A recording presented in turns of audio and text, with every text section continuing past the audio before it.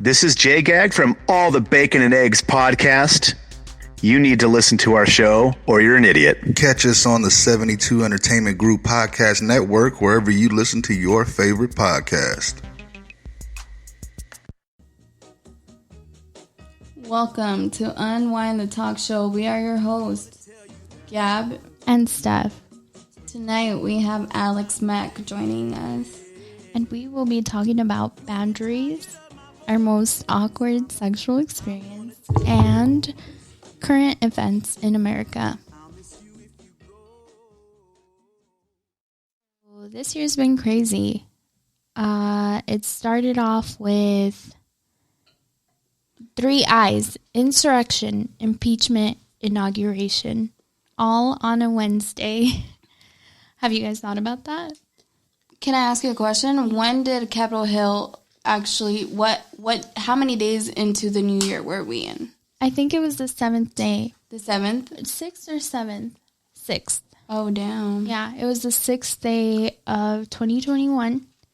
And if I'm being honest, I don't think it was just that speech that same day. I believe that this has been going on for a while. Would you say the tension's been building? Of course. Yeah, stop the steal. This is rigged. No, it's just democracy. Mm-hmm. You know, and... Okay, I have another question for you. Is this the first time in an election that this has happened, where people are like, no, fuck that. This is fake. That's not our president. I don't think so. By that, do you mean... You don't think it's the first time?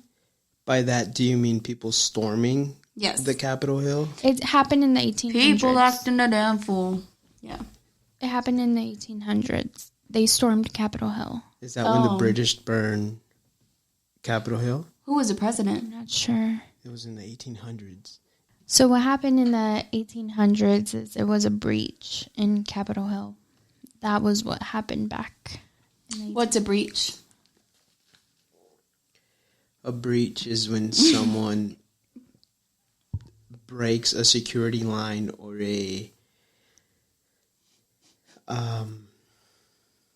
say you have a gate in front of your house, right? A lot of people have gates in front of their house.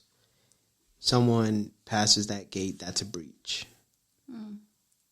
Your safety zone, I guess you would call it. Your property lining. Yeah, they breached that property line, if you want to put it in that term. It's not just property, it's also the act of breaking an agreement or a code of conduct. Okay. I don't agree with protesting at all. You don't agree with rioting or protesting? Both. What they did at Capitol Hill, I would consider rioting. And looting. So, yes. But I believe protest, even if they're peaceful protest, to me, it incites violence because you have two sides that both want to be heard. People don't know how to leave their feelings out of protest. They always give everything because you believe so strong in something, right? So you put everything you have into that belief, which is why I disagree in protest. So, civil rights movement, you don't believe in that protest? You don't believe in Black Panthers protest? If I was to start a protest against ICE, are you going to back me up? Are you asking me as a friend? No, I'm asking you as a human being. Are you going to back me up with ICE protest? No. Fuck you. Okay, no, but here's the thing, and it's dangerous to compare the BLM protests to the Capitol Hill riots. Correct. The Capitol Hill was an act of terrorism, and BLM was protesting for Black lives, right? It's dangerous to compare the two. Both wanted different outcomes. One was just a group of angry white people saying, you know, this election was stolen, which no, it wasn't stolen. All 64 lawsuits in court did not stand. Now, Biden is our president, and I'm happy. I'm happy because changes are happening and people are hopeful. At the end of the day, these are politicians and they all have wronged people. They've all wronged minorities and people of color, right? And so I'm not going to idolize Mr. Biden. However, on just his first day, he got to work and starting putting things into action, and that is great. Okay, Alex, Mr. Conservative, let's go. Hit me. But I understand a lot of people are ecstatic that he got to work on his first day, and he was signing executive orders, getting rid of bans and whatnot. But that's his job. He's the president. I understand. That's what he needs to do. But the great thing is he started to undo what Trump had done, which was like, for example, the Muslim ban. That in itself was racist, and some people will say no. Yeah.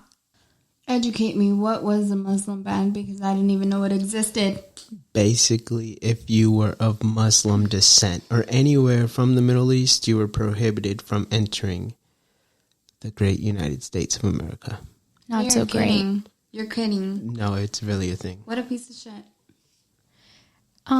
So yeah, changes are happening. Do you want me to say it for the people in the back? No. Okay.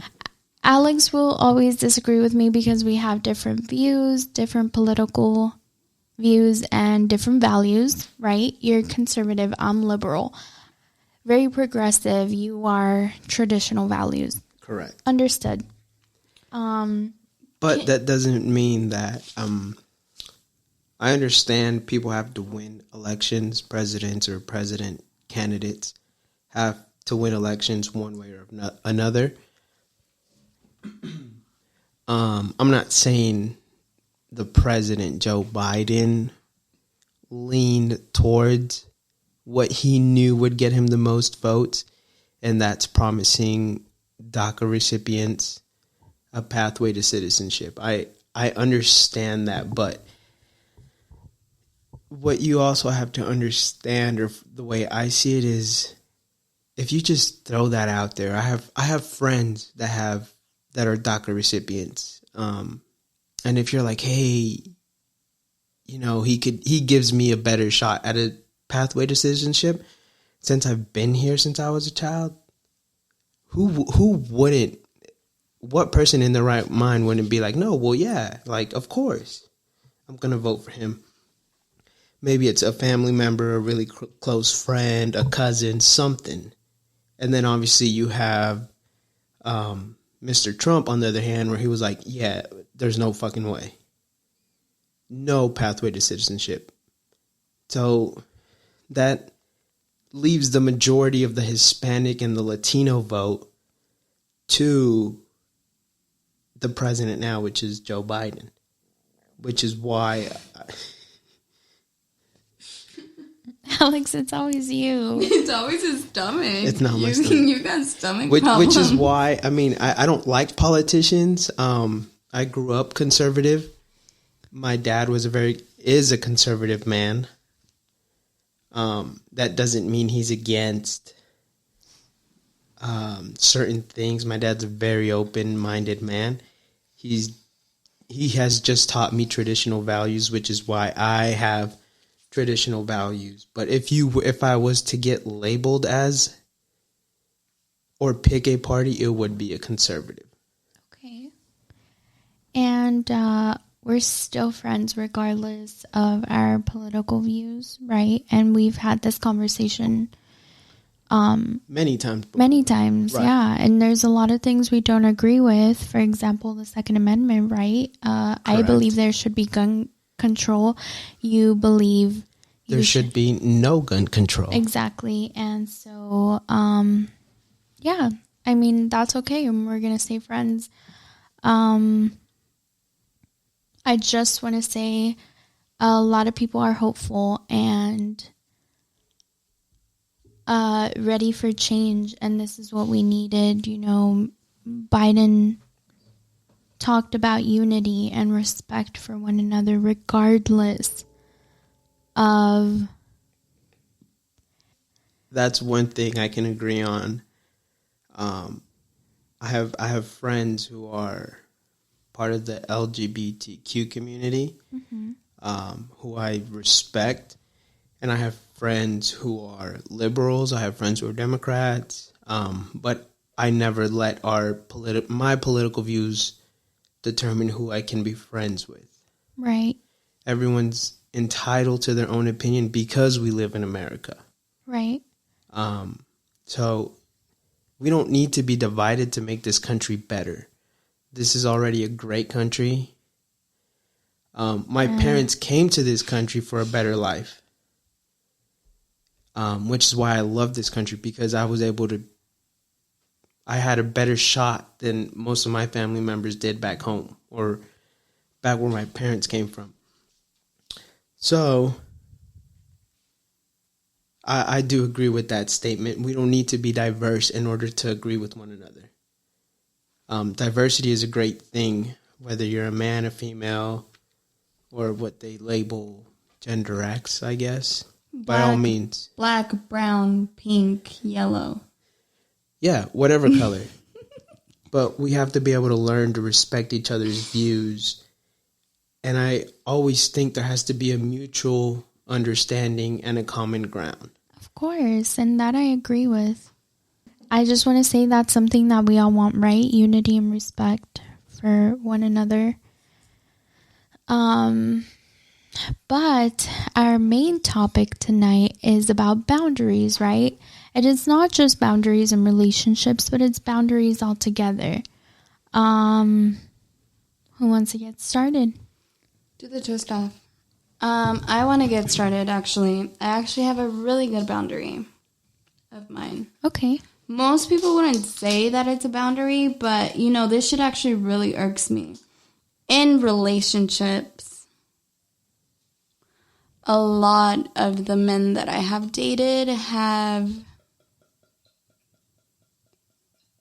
pressured me to meet my daughter. 2 shots of vodka, glug, glug, glug, glug, glug.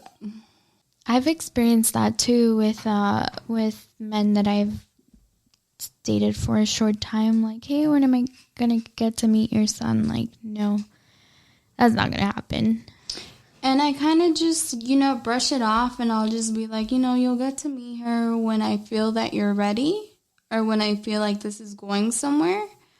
And just the fact that the couple, I haven't even just dated a couple, the men that I have dated before always ask, not even a couple months into the relationship, like literally probably like weeks into it, they're like, so when am I meeting Violet? And I kind of just sit there and I'm like, you won't meet her up until I'm cool with it. Why? Because I don't know that you're going to last long enough. And then let's say she gets attached to you. You and I are no longer cool.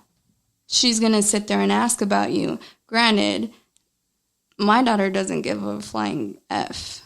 Mm-hmm. So therefore, she has never asked about any of the men that she has met. She doesn't sit there and she's like, hey, Mom, what happened to this person? She doesn't care. She'll ask about your dogs, but not about you. Mm-hmm. But that just bothers me because you and I don't know where exactly this is going.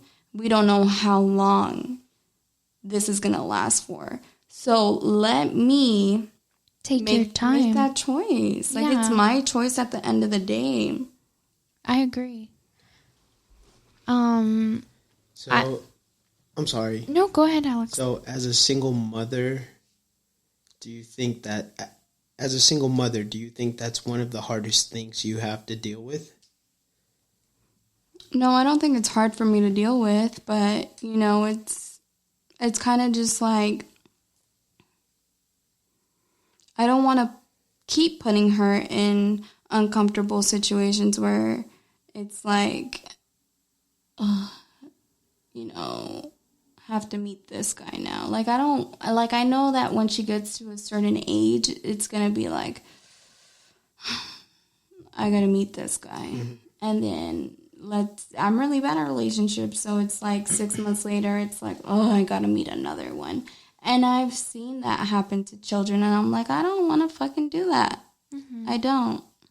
If I may ask, so if both of you guys at single mothers at one point, Gabby, obviously not anymore, but at one point both of you guys were single mothers, was that one of the challenges or one of the boundaries you guys faced as being single mothers? So yes, for example, me, separating from my son's dad, I went through a tough time and I kind of went off the rails and dated a couple people.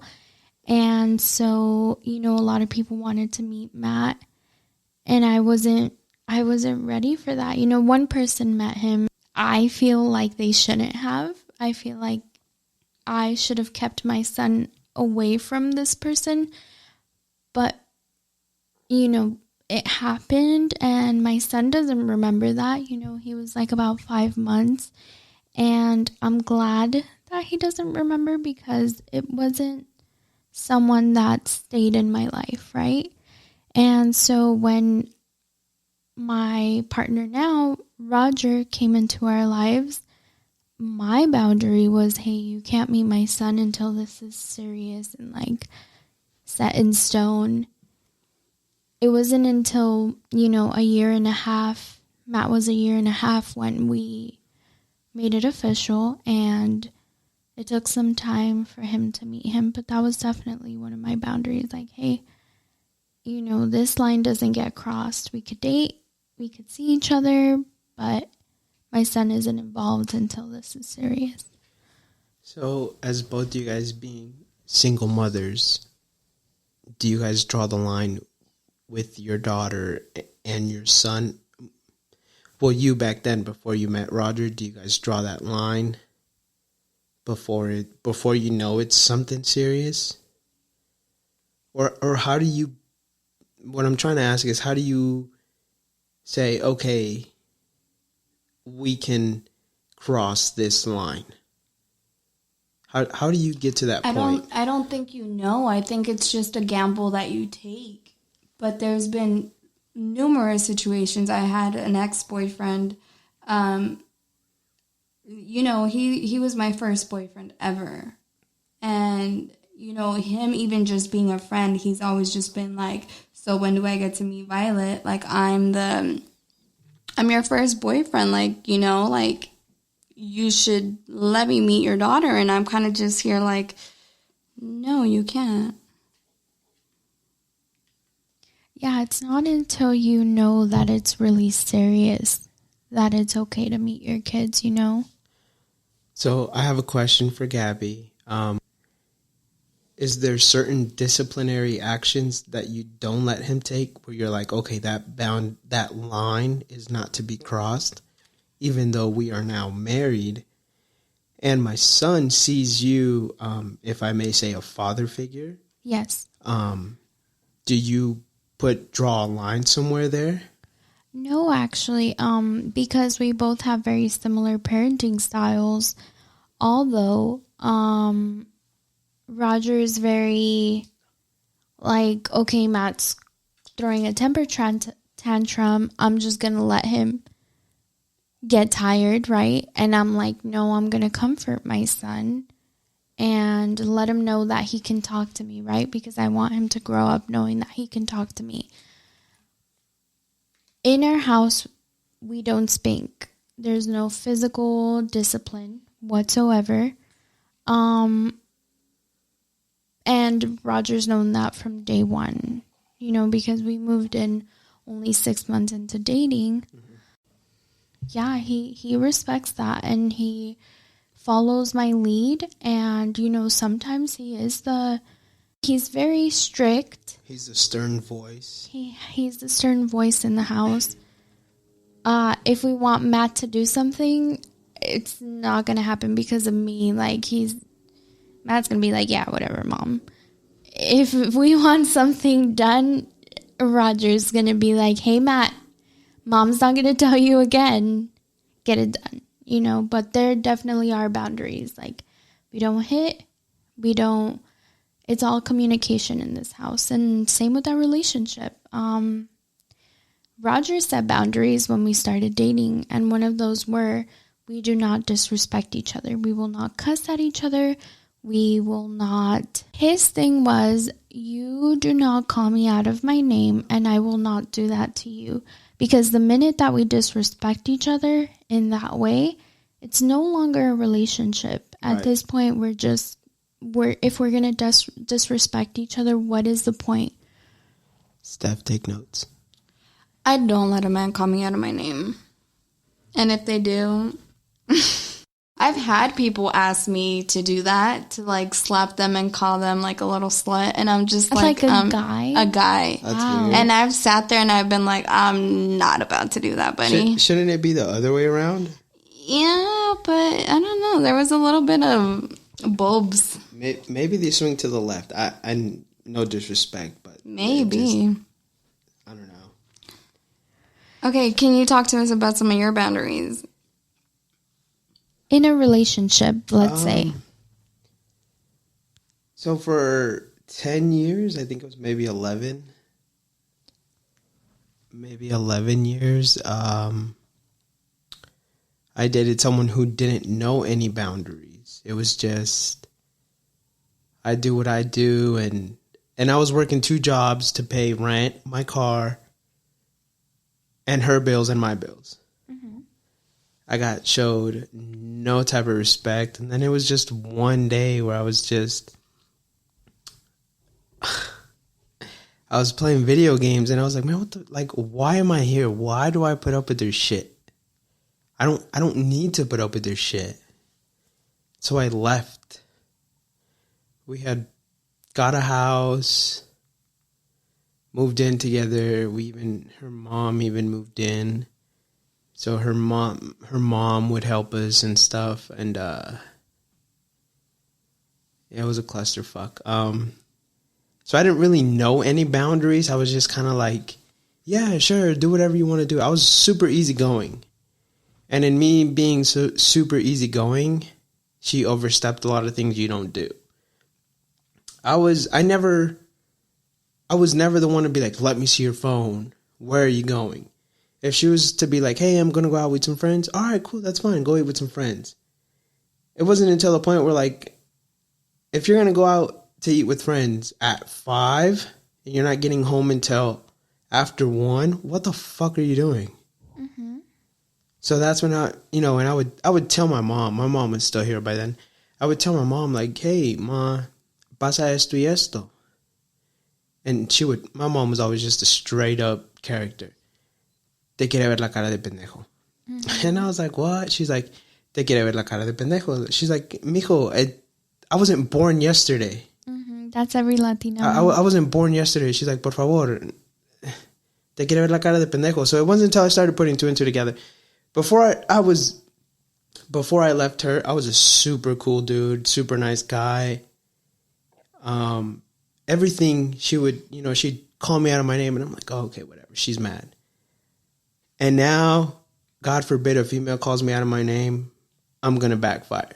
Because that's your boundary now. Because that's my boundary. Exactly, that's my boundary. Do not disrespect me. If you call me out of my name, you best believe I'm a backfire, and I'm going to make you feel like dirt, lower than dirt. I try not to get that way. I've learned that I can't be that way. And it kind of clicks now because my dad will be like, you can't act like that. You're a man. No good female wants to date a man who, as soon as they're attacked, their first reaction is to be like, oh yeah, well you're a bitch. To be defensive and disrespectful, exactly. My dad's always taught me that a good man's always going to hold his character, regardless of whatever a female throws at him. A woman, Alex. Yeah, we're going to stick with female. Whatever. And so I've learned that the hard way. And then I hear stories of, how and I don't mean to put you on the spot, Steph, but about how men, and because these guys are grown men, they're not kids anymore, about how they talk to Steph. And I'm like, don't you have a boundary?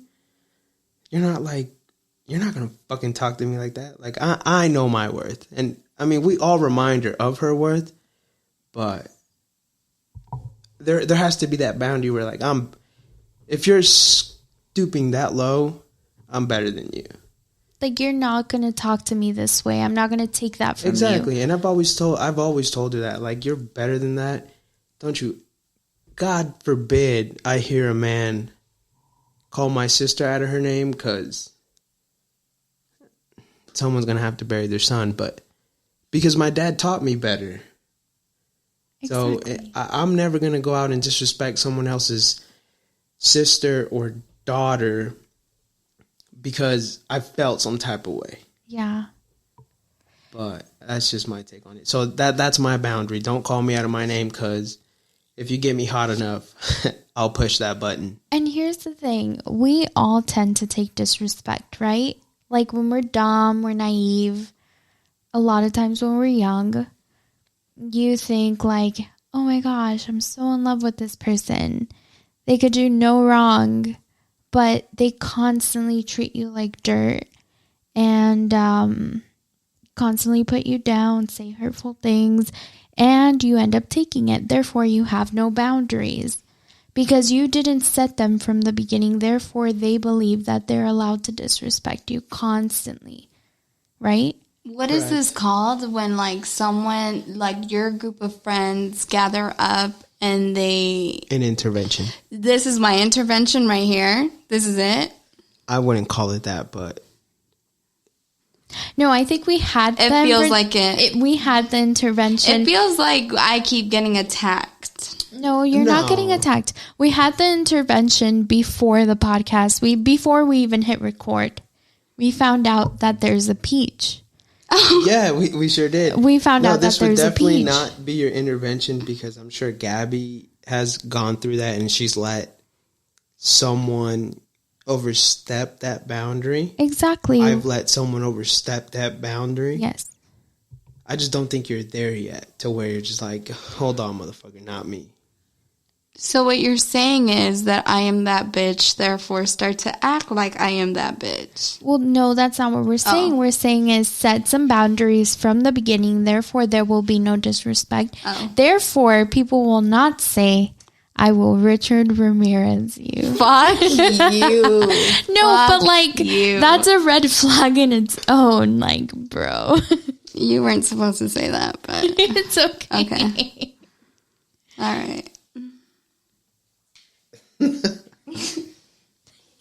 Day. Have you guys seen The Night Stalker? No, I refuse to fucking watch it. I refuse. You haven't finished it, right, Alex? I haven't seen you haven't even seen it. Okay.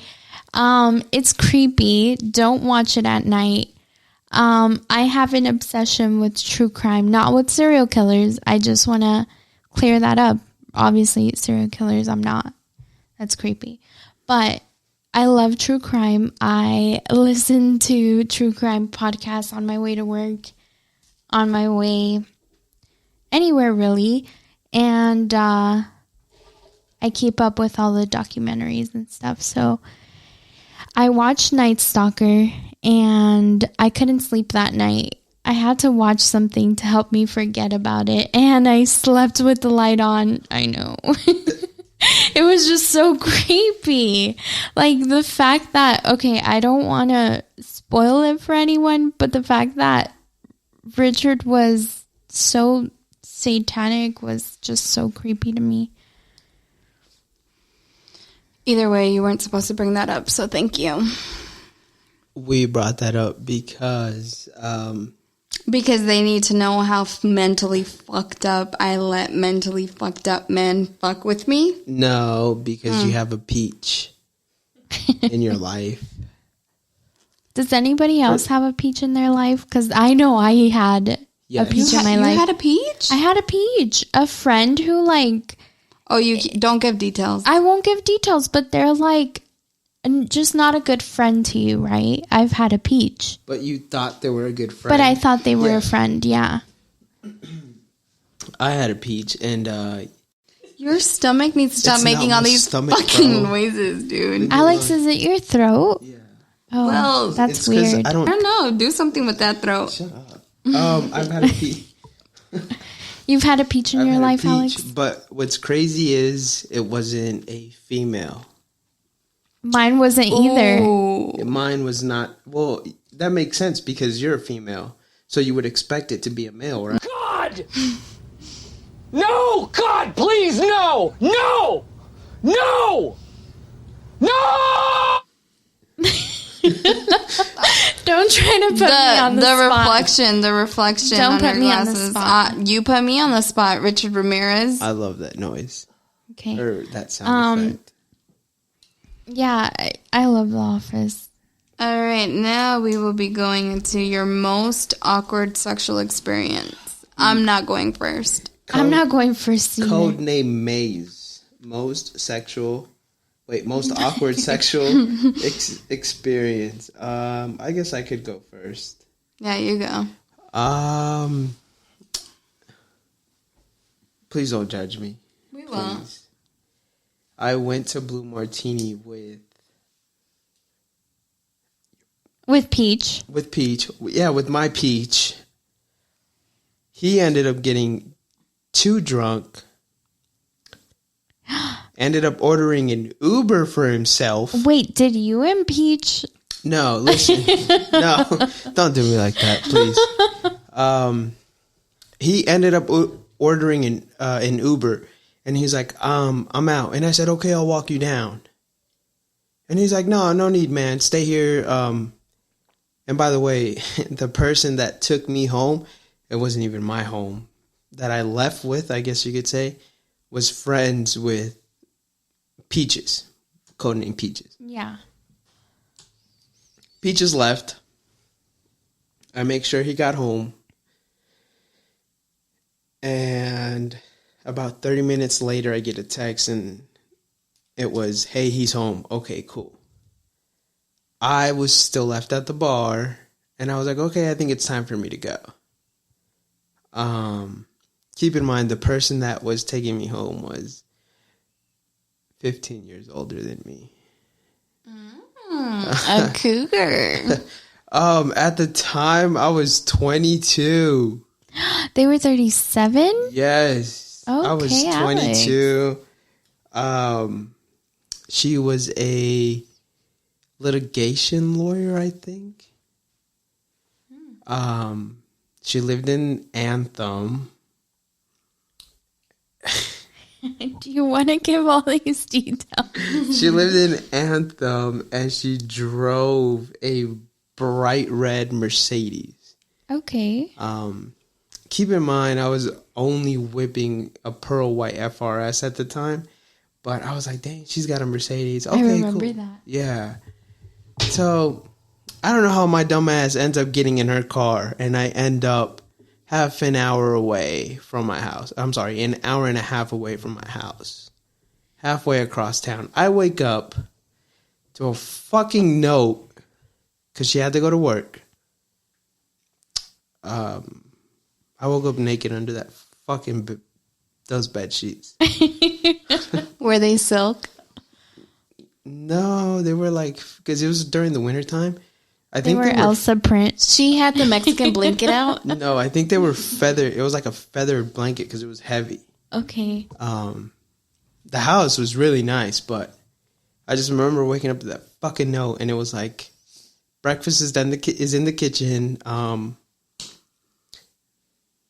Text me when you're ready to go home so I can have someone take you to your car. That doesn't sound very awkward, It was pretty awkward. I was 22. Oh, yeah. Okay, I was yeah. 22. It's 15, I didn't know what the fuck I was getting into. My phone was dead, so I couldn't call fucking Peaches to come get me. So I ate the breakfast. Well, how did you get home? I used the house phone. And you told her to call you I said, call me a car. I said, baby, can you give me a ride home? No, I said, yeah, I think I'm ready to go to my car. She said, okay, someone will go get you. So I was expecting like a taxi or an Uber. No, it was a fucking company car driver that picked me up and took me to my car. This is not the first time she did that. No, yeah, exactly. Alex, you had been with her again? No. Oh. No, it was a one-time thing. But I don't know. he was like, so what's your name? And I'm like, what the fuck? Why are you asking for my name? And he was like, yeah. And, you know, so I was like, oh, you know, I'm so-and-so. And he was like, oh, okay. He was like, you're kind of different. And I'm like, what the fuck? Meaning she has never, this isn't her first rodeo. Yeah, I see. Okay. Exactly. I get it. So I was like, what do you mean different? He was like, I don't mean to be an asshole or nothing. He's like, I'm not racist or anything. He's like, but you're Hispanic. He's like, the other ones haven't been Hispanic. And I'm like, motherfucker. So I knew I wasn't the only one. So if someone listens to this and you're like, dude, I went through the same shit. So someone asked, was it the best sex of my life? I can assure you guys I do not remember. Alex. I do not remember.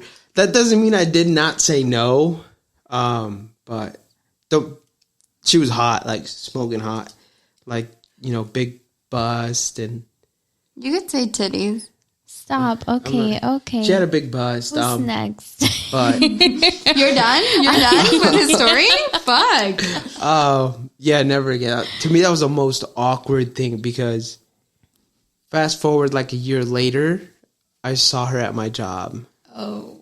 And that's what made it even more awkward because we knew who we were to each other. And she was just like, hey, how are you? And I'm like, descarada, but... Descarada. At least I had breakfast, I guess. So that makes up for it. What about you, Steph? Okay, so I was 17. Okay. I had been on a break with my long-term boyfriend. And it was someone that I was hooking up with that you did not like. Gabby didn't like them. Who have I liked? True, very true. That sounds like I'm the mean sister-in-law, but I'm not. It was my first booty call ever at the age of 17. I already had a booty call. So this person would kind of just hit me up whenever, and I would kind of just hit him up whenever. So one day we were both free, and he took me to this little weird spot. He was like, okay, we're going to my house this time. It was not his house. It was a house that his mother was renting to a couple. It was like a little disgusting shack in the backyard of, I don't freaking know. All I remember is seeing a cockroach, and I was kind of just like, yeah, this ain't it. And so whatever, we did the damn thing. You got Jiggy in the shack? This is the first guy that gave me my big O, so I was into it. Oh, okay. In the shack? He didn't give me the big O in the shack, but he gave me my first big O. So Okay. I was kind of like sprung. I was like, this could never end. And I would wear extensions at the time. And he went into the bathroom. He yanked it out. Cleaned himself up. When he comes back out into the room, my weave is on the pillow and I'm trying to grab them and put them back. And mind you, there's still weave on the pillow that I'm still trying. Okay, extension still on the pillow that I'm trying to put back in. And he sees just like a strand of hair just chilling. And he just looks at me and he's like, okay, you ready to go? And I was like... He said, yeah, you gotta go home. And I was like, yeah. Bye. And I think that was one of the last times I ever saw him. Wow. Yeah. I think that tops mine. What, like my hair? Yeah, that's awkward. Yeah, it was embarrassing. That's pretty, yeah. Yeah. I would have been like, yeah, you gotta go. Especially in the shack. Dude, don't fuck up the shack. There was a cockroach. It's already fucked up. Matter. The shack is already where they fucked keep their up. tools. That's disgusting. Fuck him and the shack. He's now happily married. Oh, God. I can't tell you right now, but he is a barber. Put it in the group chat. Yeah. Okay. Yeah. I know who He's it a is. barber. He's married? He's married. Wow. good He's one. married. Wife. If I'm cutting you're- this out. If you No, you gotta leave it in. He was a fuckboy. Yeah, you gotta leave it in. You can- No one's gonna know who I'm talking about, but Ladies, if you have a man that's a barber, he probably gave Steph her first big O. yeah, the he shack. definitely gave me my first big He O. was older than It was 17. great. So if your man owns a shack, question him. If your mother owns a house I'm and sorry. there's a shack in the back, question him. That's weird. I guess that'd be another topic. Are you going to talk about your I don't maze? have one. don't I have don't one? have an Bro, awkward yes you sexual do. experience. Yes you do. Remind me. Okay, so maybe He's a tattoo artist. Oh gosh, Oh. no. Ugh. That's a pretty awkward thing. It was awkward because like the tattoo. I was the tattoo so machine, no? attracted to him and he wasn't attracted to me. Same here. He literally He used quit you. fucking with me after my hair fell out. No, like I could tell this guy was just not attracted to me. He Same, was bitch, more same. into you than he was into me. I ended up being with him, and it was bad. Yeah, I just wish that never happened. Do you guys have those sexual experiences with certain people that you're like, you cringe when you think of it? Like, oh, I wish that never happened. Yeah, my ex. Yeah, a guy I used to work with. Not this current one. The one back where I was at the country bar. Yeah, I Really wish regret that night this. never happened. Okay. Ew. Tell us about. Was it a country boy or no? It was just. No, He just was, worked there. He was a white boy. Was it him? No, it wasn't him. He was a guy that I worked with. So I worked with him at the country bar that I used to work at. We had a crazy drunk night, ended up sleeping over, and I just really wish it never happened. It was actually not even good sex. So it wasn't even worth it. Same exact situation here. I just wish that I would have paid attention to the red flags from the beginning, but I didn't. I was like, oh, he's so cute, and I was so dumb. We all wish that we would have paid attention to the red flags, but There's very few people Probably. that I regret, though. There's very, very few people I regret. really, I regret almost every single one. Have you ever used sex toys? No. Really? Well, and when I say no, it's kind of like a monetary no, because I don't know what happened that night in Anthem. I wish I knew. Butt what- plugs. No. Alex, nipple clamps. I really wish I knew what happened that night. But I don't.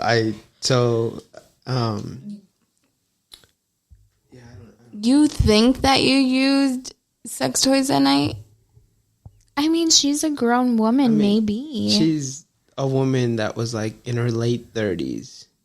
And I had never been with someone that much older than me. So I think it's safe to assume she did. Interesting. So I mean, look, sometimes you just need a de-stress. No. So they say that your vibrator will, how do you say, desensitize you to a male penis? It desensitizes you to penis because it's doing so much. My vibrator could do a 360 and flip up and down. So Do I want to have this on the show? Like, do I? Oh, So- gosh. I think it gets me there in a minute. I will have the big O in a minute. With a man, there's only been 2 men that could get me there. 2 men out of multiple sexual partners. So I live by the vibrator. Okay. Okay. Okay. Okay. But it Put a trigger warning for our brother. Oh gosh, I need to put a warning in the beginning. Like, Yeah. family, do not listen to this. Close friends of me and Roger, please don't. Gosh. but do you think that sexual toys and pornography kind of put you in a depressed state of mind per se? Me? No, like just in general. Just in general? Just in general.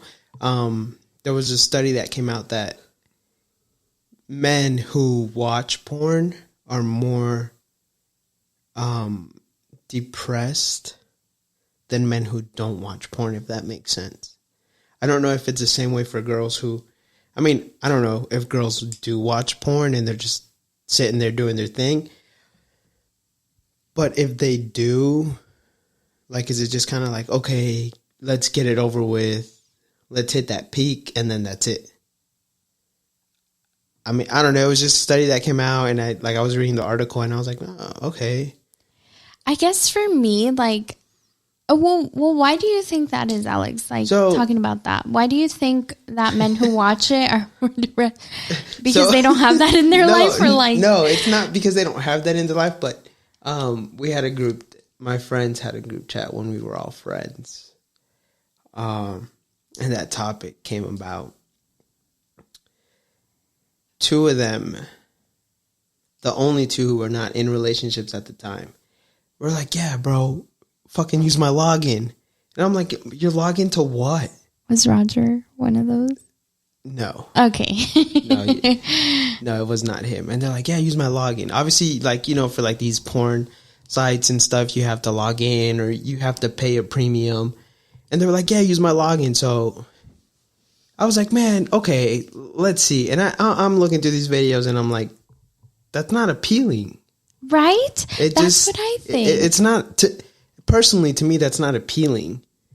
Like, I mean, yeah, you might get a hard on, but it's not appealing at all. And you know why I think? It's because it's not realistic. So the study that came out was like that men who watch porn and ejaculate to porn, it's just to hit that peak. But once that peak is met, it's an immediate, like, you just drop and you're just like, all right, that's it, I'm done. Let me pull up my pants and get the fuck out of here. Or whatever you do. Okay. So it's like, I was looking through the videos and that were saved because this was a group chat, keep in mind. And I'm just like, yeah, no, I'm good. Yeah. I don't know. Personally, it makes me uncomfortable because I think, okay, this isn't realistic. Like, who's going to just be so harsh with someone, you know? Like, of course you have those days where it's like, whoa. Yeah. Like, super slap me. I mean, not me personally, but like, Okay. So does Roger tell you to slap him? yes. No, I'm kidding, Roger. So there's actually a porn website made specifically for women to meet women's needs because Pornhub meets men's needs. To women, it's not like that. It's like, make love to me, you know, Be tell gentle. me beautiful things. Like, I don't know, like, be passionate. So Yes. there's this porn website made for women. It's called Belleza. Okay. Okay. And of course I have. You know what though? I haven't started to watch porn till I fell into a depression. So your study is correct. Wow. Okay. Yeah. See what I mean? Yes. See, I could see women wanting to watch, you know, something that is more gentle, passionate, because it's, again, realistic. Right. And it's like, when you're in the moment, you want something that's going to feel good, not just for the man, but for the woman too, right? You want to both get there to the big O. Also, why many people use sex to to feel better is because your body releases these chemicals, dopamine, and what's the other one? Serotonin. Serotonin. Your serotonin and dopamine levels are so high up. That's when you feel happiness. That is why we use sex to feel happy. And I'm not saying that I've been using it as of lately because we are in a dry spell, but yeah, we are. We are. So, to what extent do you use that as happiness? Is that a valid question? Because, like she said, you didn't start watching or using that site until you fell into a state of depression, right? I mean, I would see I guess you could call it a playlist or watch for later. I don't know. But the shit that I would see, and I'm like, how do you get off on this? Like, what triggers your brain to be like, oh, okay, yeah, this shit's hot. Mm-hmm. To me, it's just kind of like, like, don't get me wrong. I did look into it, and I'm like, oh, okay, like, but it's just, it's not realistic. So when I read that article that when men who are in depression tend to rely on porn to get that peak of happiness, but at the end of the day, you do get that slight second of happiness, but you're right back into the depression. Right. So my question is, like, how is that worth it? Or what makes it worth that 1 second of happiness? I guess maybe just the feeling of having, the orgasm. Do men have like orgasms, or is it just called ejaculation? I think it's just ejaculation. Okay, well, to that, maybe because it feels good in the moment, and then it goes away, and you're like bleh, meh, after, like merp. So is so is that the same thing for women? Like for women who are in depression and use that site, is it just that peak, I guess you could say, that euphoria, and it's just a come down after that, and you're just kind of like, whatever, I'm still depressed? No, I don't think so. I think that I'm kind of just like, all right, cool. Now I could come to my senses and still be like, all right, you a piece of shit, and I'm gonna still stay in my lane. I don't think that I plop back down. I think it's just like, okay, I got that out of my system. Now I'm come back to my senses, and I'm going to go on with my day. Yeah. Like, you guys want me to be honest? Yeah. Oh, yeah. After this breakup, I have been sleeping right next to my vibrator and have not used it at all. Okay. After this breakup, I have not been intimate with anyone else. I have not used my vibrator at all, and I have expressed to my close friend, like, I don't know what the fuck's wrong with me. I literally sleep next to my vibrator, and I'm unable to use it. I don't know what's going on, but maybe your sex drive is low right now. Maybe you just, I don't know, your head's in other places. You're not really thinking about that. Like, you know how we were talking about boundaries? Do you guys have boundaries in sex? Yes. Okay, what are your boundaries, Alex? I'll be damned if somebody touches my butthole. Can you just say butt? No. I'll be like, don't come near there. Yeah, just say that. Don't come near there. Because, I get it. Like men stated, are weird about it. My dad's a very conservative man, and okay, that's weird to bring your dad into yeah, this. but my dad's also not dumb, so obviously he knows I've been around the block. But if he were to be like, dude, for real, and I'm like, how would I look at my dad? Okay, why would you tell your dad your sexual experience? I mean, I don't, but my dad wasn't born yesterday. Like, he has to know. he's gonna see the way you walk. No, what? No. No, because then he'd I'm probably done. fucking take my last name. But Yeah, don't come near my butthole because I'll probably. But okay, what is your boundary in My sex? boundary would probably like be a guy getting too aggressive with me to the point where you're slapping the fuck out of me and you're calling me a slut and a bitch. No, buddy, we ain't doing that. Like, shit. don't disrespect me. No, I don't. During that, I know I have issues, but I don't have that deep-rooted issues where you get to slap the fuck out of me and punch me and who the fuck knows what else mommy issues you got. Don't take them out on me. Okay, so I have boundaries, but mine are more triggers, right? Like, it freaks me out if you, like, let's say, hold my arms down. I think that's normal, though, for anyone who's a victim of sexual violence. Like, holding your arms down is just a no-go. That's a boundary. Like, yeah, I think that's about it, though. Like, don't hold me down to the point where I have no control over my body. That's it. You don't like being defenseless?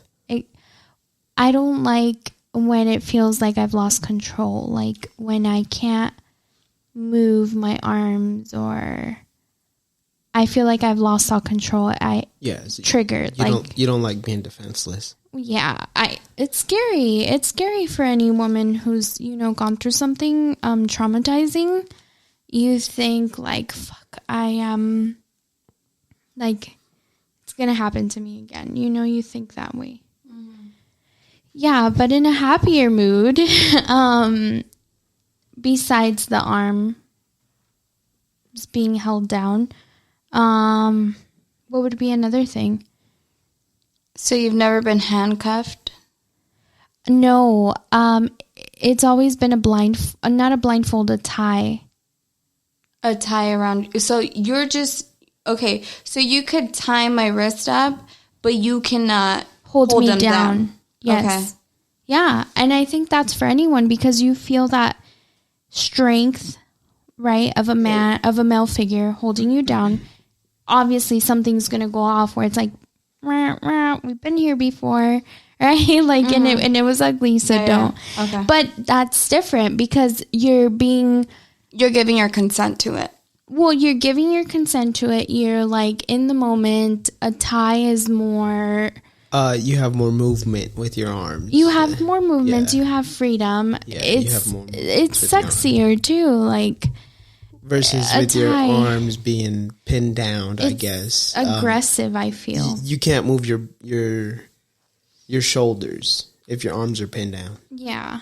But if your hands are tied, you could still move your shoulders, and if you needed to, you could still throw a hand. My elbow, like you could still throw right an elbow. Face. But if I see what you mean, if your hands are pinned down, like you're not going to be able to like. Yeah. Just kick him in the ball sack. Alex. What are you going to hit? Right? Why did you bring up the ball? Because think about it. Balls are really ugly. Yeah, they are. That's any woman would agree to that. Honestly, male genitalia is ugly. Wait, I'm outnumbered.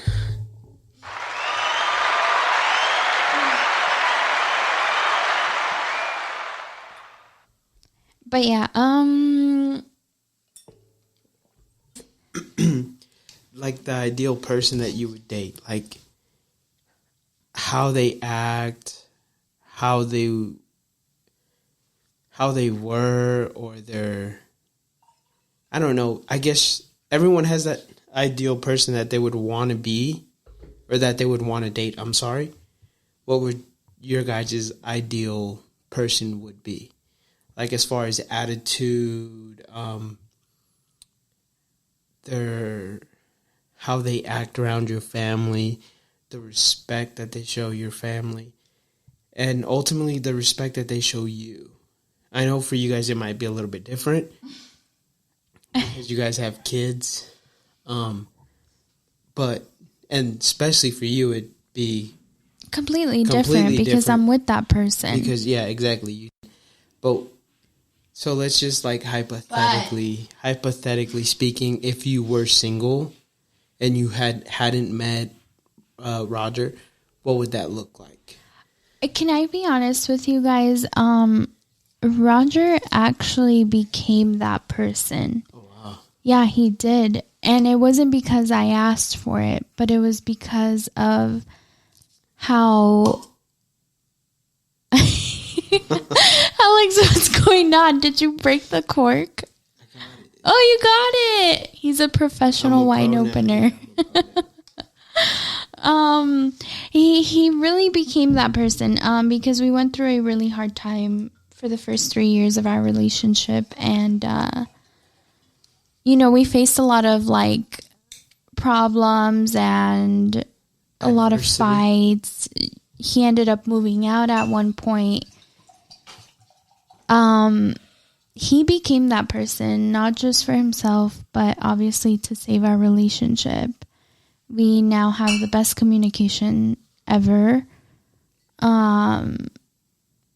He's just like perfect, of course not everyone's perfect, and there's still some things that I'm like, they like irk you, but he's my ideal person.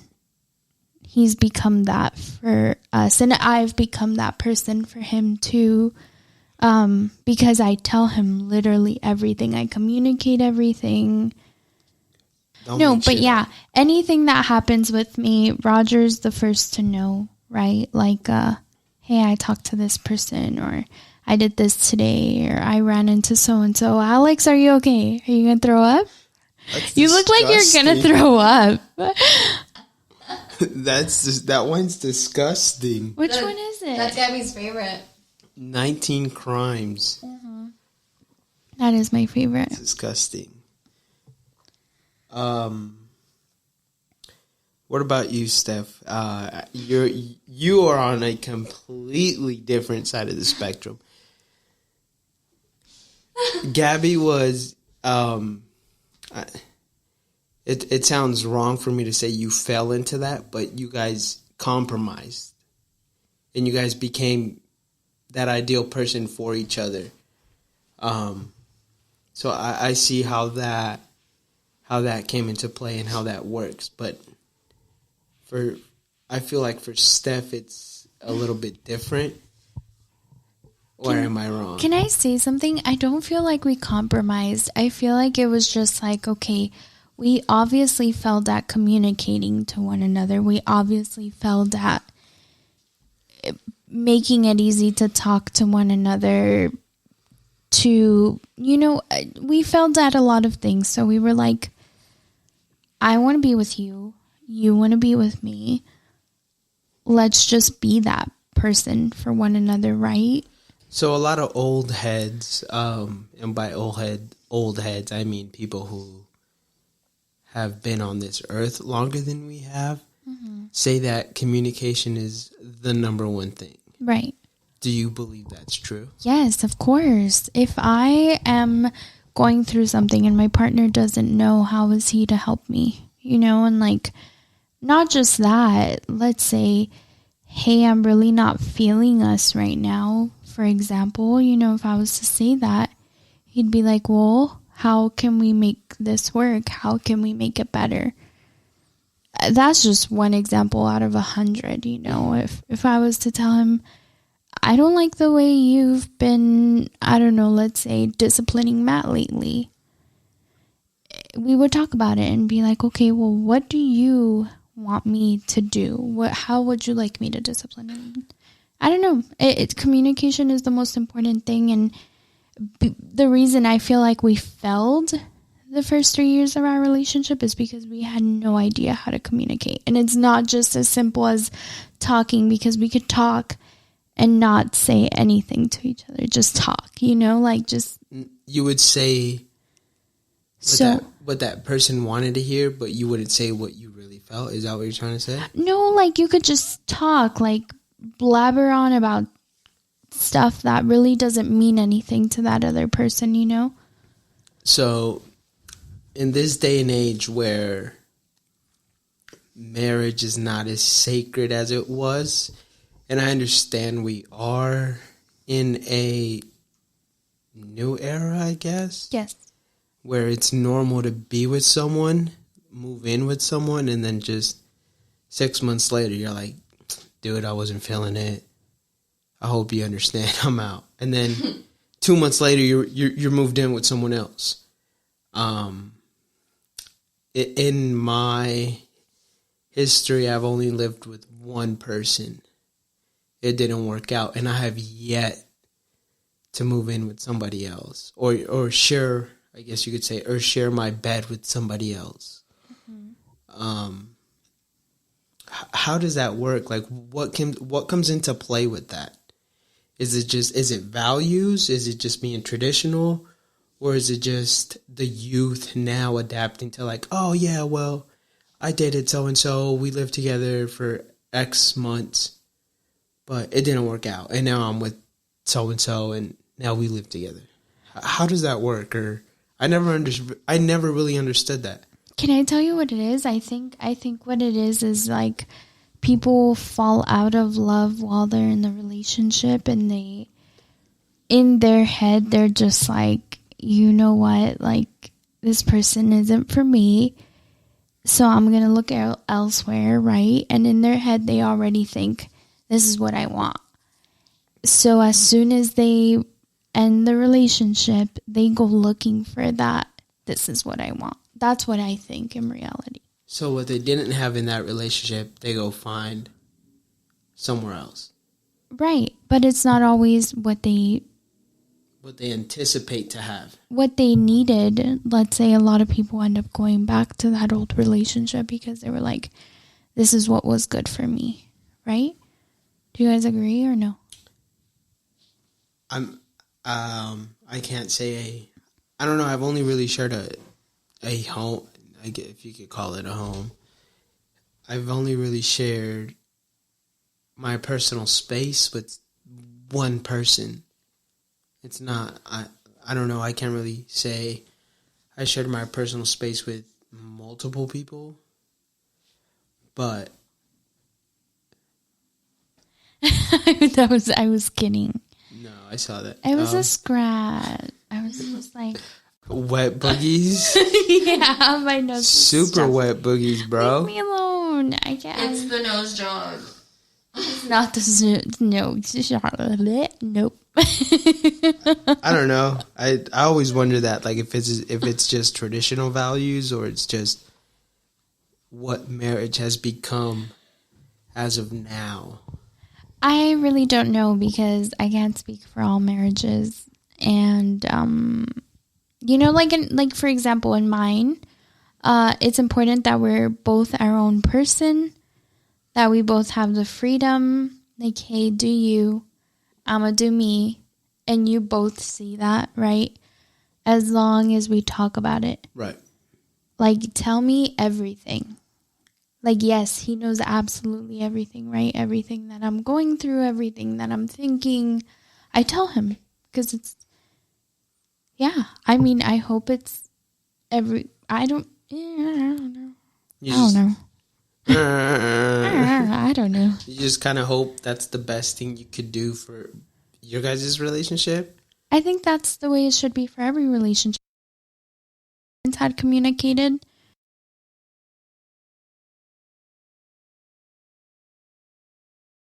It got so bad. You know, like, if me and Roger have had this conversation, if you at one point don't feel happy and you no longer want to be with me, and I want you to tell me.